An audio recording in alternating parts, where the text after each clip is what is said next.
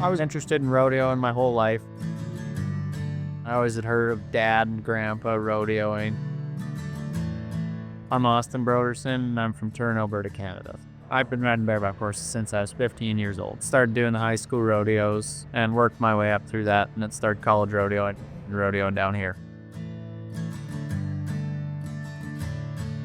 When you're first starting out, you get on, you come off, and what the heck just happened? When you get better, everything slows down. So I remember up to getting knocked out.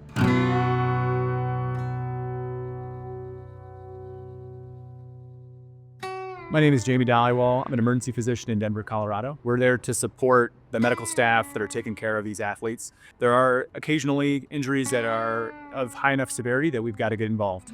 On that day, things were going as you'd expect them until that moment. We saw the injury occur, which is always hard to watch, but then you know that you're there for a purpose and you've got to step forward and help someone who needs your help. I felt the rigging shift on the horse's back and start working its way down. I was dragging by my one arm, so unconscious dragging around the arena.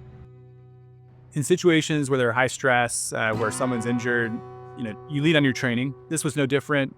We practice for these types of events, and we learn to take care of patients in whatever setting we're in. My first memory was doctors telling me, just don't move. You've been in a bad accident.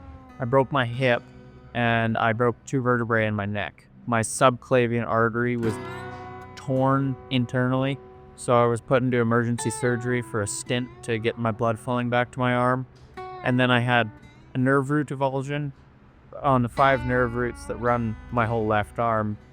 That's why I can't move. You know that this is someone who has a lot of life ahead of them. Your role is to provide care so that he can make a meaningful recovery and get back to the things he likes to do.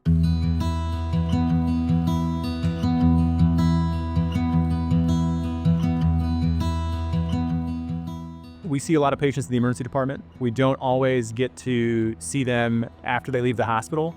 And so this would be a unique scenario where I get to see Austin and how he's doing. It's good to see you, man. Yeah. You look like you're doing great. Yeah. Well, thank you. It was good to meet him today, even though he's met me. I probably look a lot better than the first time he met me. It was awesome to see him be able to make a meaningful recovery, leave the hospital, and get back to some degree of normalcy. He's come a long way in a year. How far? Denver, he joins us back here tonight on this arena floor. I really appreciate all the doctors and caregivers.